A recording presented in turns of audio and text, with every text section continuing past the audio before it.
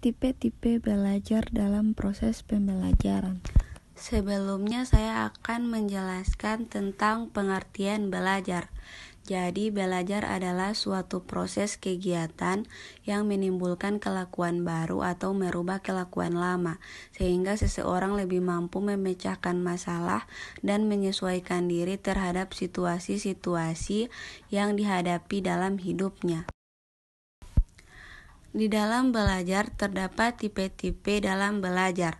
Tipe dalam belajar dapat dibagi ke dalam 6 tipe, yaitu yang pertama tipe siswa yang visual, yang kedua tipe siswa yang auditif, yang ketiga tipe siswa yang taktil, yang keempat tipe siswa yang olfaktoris, yang kelima tipe siswa yang gustatif, dan yang keenam tipe siswa yang campuran atau kombinatif.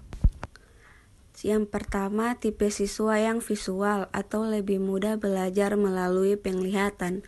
Tipe belajar siswa yang visual ini adalah mereka yang mengandalkan aktivitas belajarnya kepada materi pelajaran yang dilihatnya.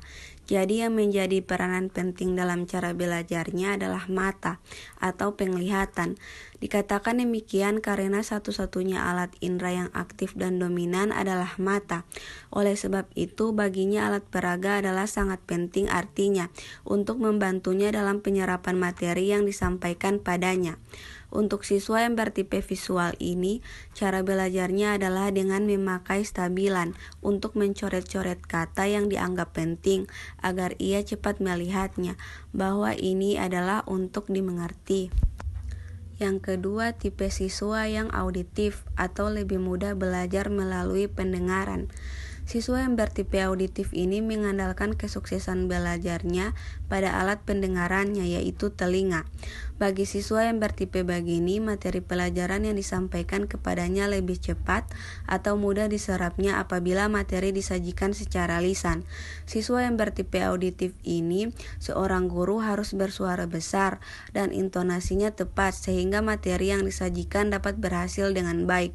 Pendidik dalam menghadapi siswa yang bertipe seperti ini dituntut untuk bertindak bijaksana agar dapat melihat siswa yang pendengarannya agak kurang baik untuk diperhatikan lebih dari teman sekelasnya. Siswa yang bertipe auditif, cara belajarnya adalah apabila ia membaca harus dengan suara yang keras, sebab alat indera yang dominan dalam belajarnya adalah telinga. Yang ketiga, tipe siswa yang taktil atau lebih mudah belajar melalui perabaan. Taktil berarti perabaan atau sentuhan. Siswa yang bertipe taktil adalah siswa yang mengandalkan penyerapan hasil pendidikan atau pengajaran melalui alat peraba, yaitu tangan dan kulit atau bagian luar tubuh. Siswa yang bertipe ini dengan melalui alat perabanya, ia sangat cekatan mempraktekkan hasil pendidikan atau pengajaran yang diterimanya, seperti ia disuruh mengatur ruang ibadah, menentukan buah-buahan yang sudah busuk walaupun ia tidak melihatnya. Dengan sentuhan tangannya ia segera mengetahui benda yang dirabanya. Cara belajar siswa yang bertipe seperti ini adalah mempraktekkan secara langsung dengan tangannya. Yang keempat, tipe siswa yang olfaktoris atau lebih mudah belajar melalui penciuman. Siswa yang bertipe olfaktoris yaitu siswa yang mudah mengikuti pelajaran dengan menggunakan alat inderanya, yaitu alat penciuman. Apabila ada materi pelajaran yang menggunakan penciuman seperti bau air atau cairan, ia sangat bereaksi dibanding dengan teman-temannya yang tidak bertipe demikian.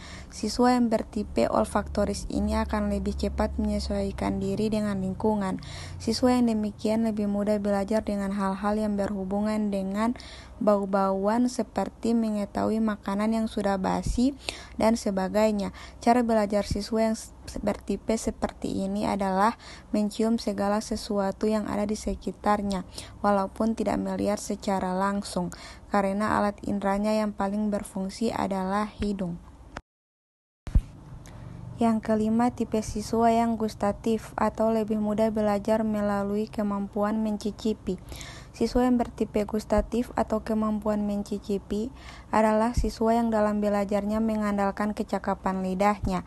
Siswa yang bertipe ini akan lebih cepat memahami apa yang dipelajarinya melalui indera kecapnya untuk mengetahui berbagai rasa asam, manis, pahit, dan sebagainya. Dalam berwudu misalnya, siswa yang bertipe ini akan mengetahui kalau air sudah berubah rasa, sehingga diragukan kesuciannya. Cara belajar siswa yang bertipe seperti ini adalah dengan mencicipi karena alat inderanya yang paling berfungsi dalam belajarnya adalah lidahnya. Yang keenam, tipe belajar campuran atau kombinatif. Peserta didik yang mempunyai tipe campuran ini mengikuti pelajaran dengan menggunakan inderanya lebih dari satu. Siswa seperti ini dapat mendengarkan radio sambil membaca buku. Untuk siswa yang bertipe campuran ini, diperlukan keterampilan bagi seorang guru untuk memilih media atau alat peraga yang sesuai dalam menyampaikan materi pelajaran.